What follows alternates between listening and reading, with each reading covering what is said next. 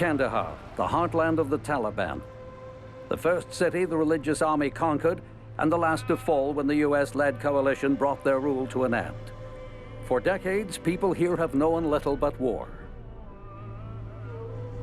Canadians asked for Kandahar, but they didn't actually, I don't think they actually realized how bad that was going to turn out to be. I was talking to a couple of the foreign affairs guys, and I said, Kandahar, eh? That's going to be tough. And they said, really? Because we heard it's all good. It's not going to be that bad. I said, oh, yeah, I don't know who's telling you that, but that's a tough part of Afghanistan.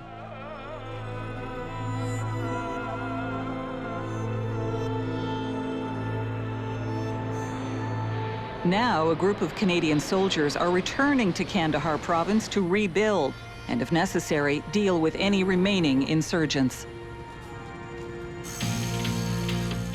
The first deployment of Canadians in Kandahar since 2002 will form a Provincial Reconstruction Team, or PRT, soldiers, police, and aid workers. When we took over from the Americans, the Afghans realized it was a different group of the people running this show now. So when we lowered the American flag, everybody thought we were going to put the Canadian flag up, and we said no. We put the Afghan flag up. And they looked at us, and the Afghans were looking at us like, where's your flag?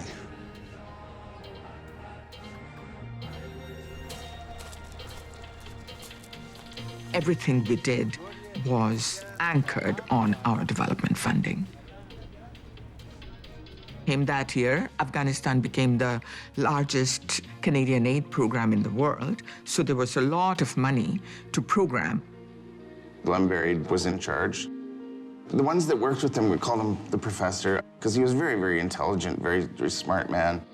His job was to extend the will of the central government of Afghanistan and Kabul out to the province and to get that message across to the local politicians. We're going to leave the PRT and come down through. They said, okay, you're going to do this PRT, Provincial Reconstruction Team. And that was the first time we ever did anything like that. There were aid people, like give aid to the towns. I saw that mission as twofold. We were there to assist with reconstruction, but it was hostile territory. We were not wanted there by a lot of the people who live there and who know the ground, and so we were in danger every single day.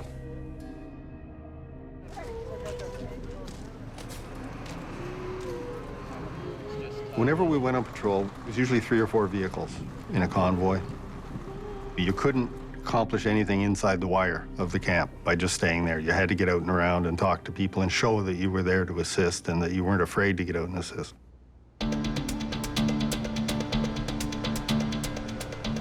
It's the beginning of a brand new mission in southern Afghanistan, and Canadian soldiers are facing new dangers. It's hard to know who is a friend or who is a potential foe. I was Glen Berry's driver.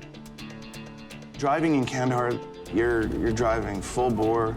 You're got a Mercedes G-Wagon. It's a great vehicle. It's fast. It's agile. There's no rules, no regulations. Just have fun. And there's sort of a Ben-Hur aspect to it, I guess. We were always very aware of our security. Your head was on a swivel when you were in a vehicle. I mean, you were just looking constantly.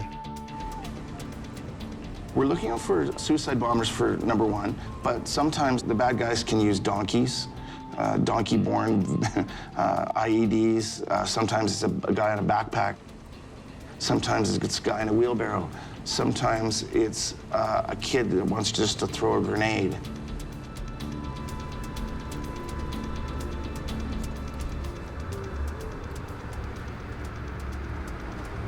One of the patrols, we just happened to stop at a, I don't even know if it was big enough to call a village. It wasn't uncommon when we first got there that people would retreat into their huts upon the arrival of a convoy, and we were fortunate enough to have a good group of interpreters with us. I started working as an interpreter for Canadian Armed Forces when I was 15 years old. Till the end, you know, our neighbors didn't know where I was working. Being a woman in Kandahar and then working for a soldier, it's something that a prostitute will do. That's how Afghan sees it. It's a risky job. So we'd have these shuras and all that, and we sit around. What is a shura? It's basically a meeting of people. We'd sit down there, and it's all on the rug, and we basically just sit there and talk. The oldest guy would talk first, and he'd say, this is what we need here. We need schools for our kids. We need this. We need protection, like that. It's very important that the young kids see us as friendly people and not occupiers, because they're going to grow up and be adults pretty soon. And hopefully this generation will grow up without war, and that's the most important thing. That's why we want the kids to come close to us and talk to us and shake our hands. First school we opened up for girls, I talked to some of these girls, what do you want to be when you grow up? And I was so fascinated with their answers they gave me. They wanted to be airline pilots, not stewardess, airline pilots. They wanted to be the president of Afghanistan. They wanted to be the governor of the province. Their goals were amazing. And I looked at that and I said, that's how the war is going to end. I said, we're not going to win this war just by fighting. So it was really going to be, you know, we use the term a 3D mission, so defense, diplomacy, and development. But somebody forgot to tell the Taliban that.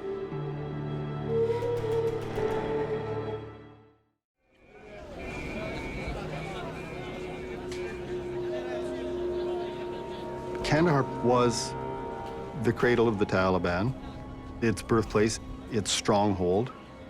The soccer stadium there had borne witness to executions, stonings, amputations as a result of Sharia law, all sorts of horror. It was a really horrible and a brutal regime and the darkest day in the whole history of Afghanistan. And the people of Afghanistan will never, ever forget that time.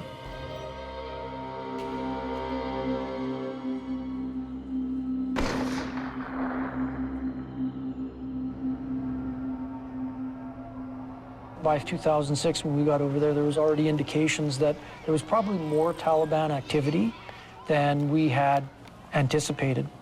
And the feeling we were getting was, okay, that this is supposed to be getting easier, and it's not, it's getting harder.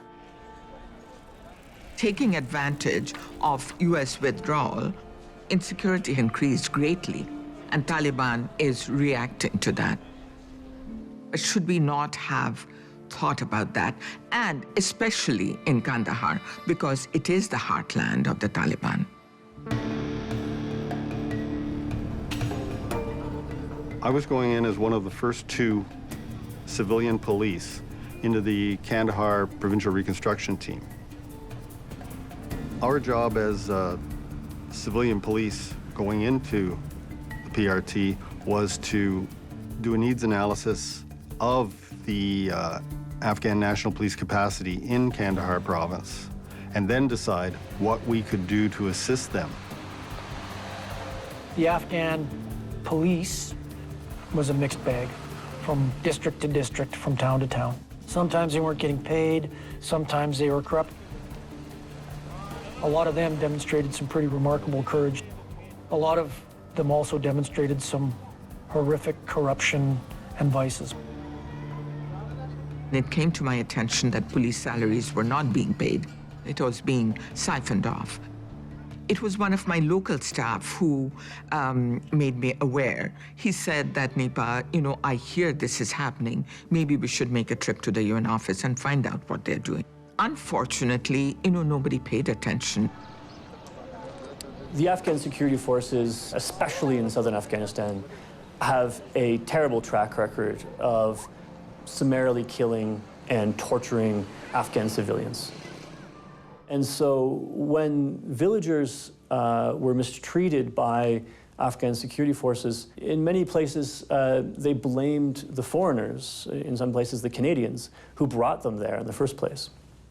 I think one of the main things that people sometimes go back to Taliban is injustice within Afghanistan. When they don't get justice by the government, that's when they go and ask the Taliban to do it for them. Taliban start coming back to the power. We thought they were defeated and they will never come back to Afghanistan, but we were wrong. Well, we were well aware of security issues, right? I'd had security briefings, intel every day. We had security updates every day. And you knew there were issues, obviously, and that we were prone to attack at any given time. I was told a couple of times by the guards that there are people coming and asking about you. You shouldn't be coming here. One time I was called, like, at the meeting by the director of Women's Affairs, and she told me that, Maryam, I know you're a good girl, and we really need your help, but I also care about women here. He said, you're a child, and you don't know that you're at risk. That was the first time that my father realized that their daughter was at risk.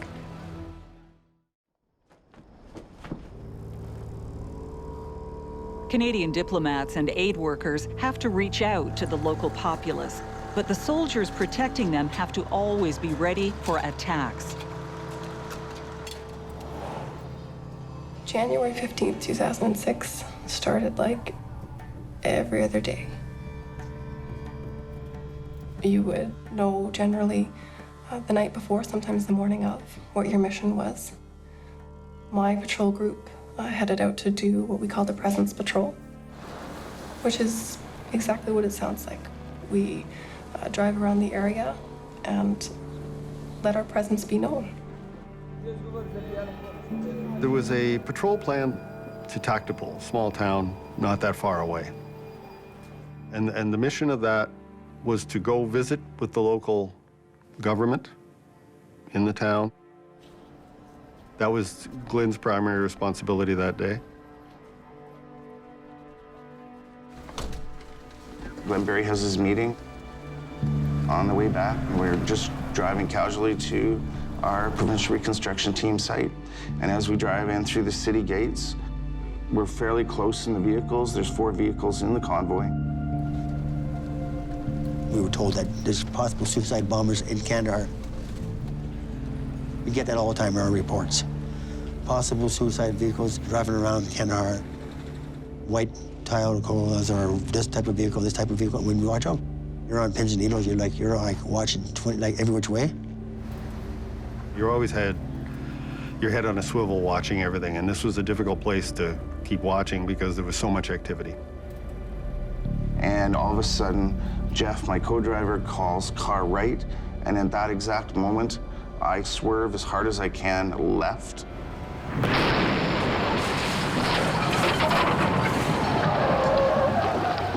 I remember just the feeling of this concussive wave coming at us.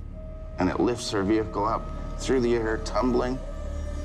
It was one of those things you couldn't believe it while you were watching it. It was corkscrewing through the air. I pop out, my left leg's ripped off instantly, my right leg's destroyed, hands and face are on fire. My sergeant is on the radio, and he's saying, Paul's dying. Their patrol was hit by a vehicle-borne IED. He's a suicide bomber. Absolutely. Mr. Glen Berry died instantly in that IED strike. I remember every second. The pain, oh, the pain. It was like a chainsaw. Jake Patton and one of my other corporals said, if we don't get rid of Franklin, he's gonna die. 2 Afghans start walking out of the crowd, right straight directly towards me, eyes locked on me. My buddy Jake Patton, he brings up his rifle and he's ready to shoot them dead. And then for whatever reason, he doesn't. So he brings down his rifle, and what they were doing was helping me. So they helped lift me up. Just threw him in the front seat. And there was 2 sets of legs. around the scene there. We grabbed the two legs and they just threw them on top of Franklin. Paul came in first.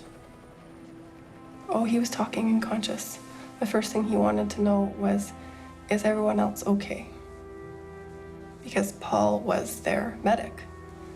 So that would be the first thing that he would want to know, is everybody else okay? What did you tell him? I said, you don't need to worry about that right now, Paul. We're gonna worry about you. And she said, I heard someone lost a leg. And apparently, in a big dramatic swoosh, I take the blanket and I go, that was me. I lost both. So, medic humor.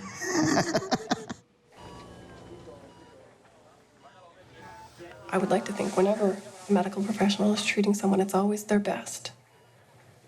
But when it's someone you know, someone you've worked with, you think about their family too. You think, I have to be able to send him home. The absolute need to have him go home is overpowering.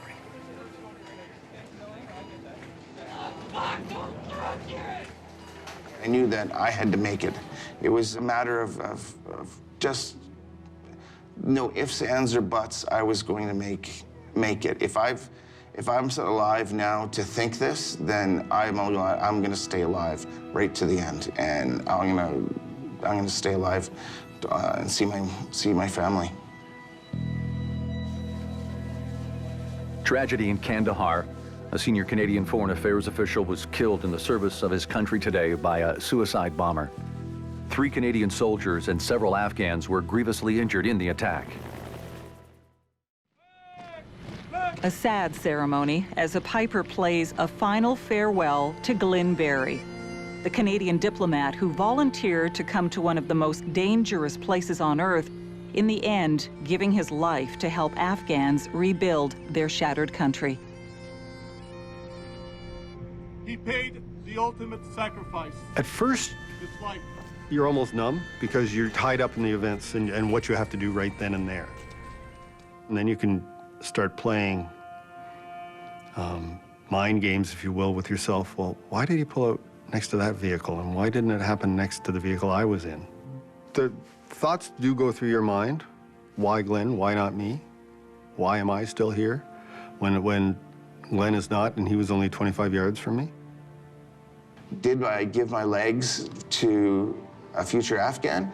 I don't see it that way because I was protecting a diplomat. For me, my limb loss is about protection. So I was protecting a diplomat from an Islamic extremist, and I failed in my mission because he's dead. Did you feel guilty? Sometimes.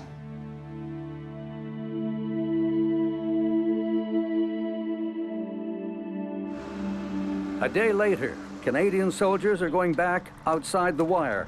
They are going to continue their mission, but this time with a greater determination to ensure no insurgents get close enough to injure their comrades. We looked at each other, me and Major Lutz, and said, you know what we're doing tomorrow? And we said we're taking patrols out tomorrow. Because if we waited a couple of days, they would have been too nervous to go out again. They carried on as normal. Gunners, be extra vigilant in the church today, all right? And if it means you gotta point a weapon at somebody, point a weapon at somebody, all right? How did that alter the Provincial Reconstruction Team mission? I think it was just greater resolve for us to do what we went there to do, to own that for Mr. Berry. I think it just strengthened our resolve to be there. We won't let this break us down. The Canadians got a real shock with the death of Glen Berry. But I think it was also part of a harsh education the Canadians were soon to get in just how violent Kandahar was going to be.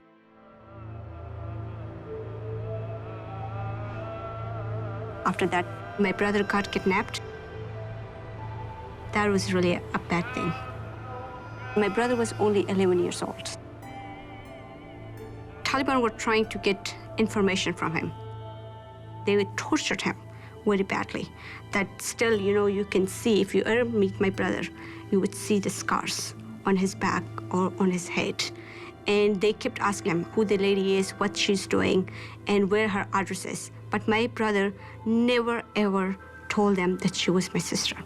And then they released him after 3 days and stuff. And my brother was totally in a terrible situation when we got him. My family left Kandahar within 24 hours, and they moved. My father stayed with me in Kandahar because if we don't work there, how are we going to change Afghanistan?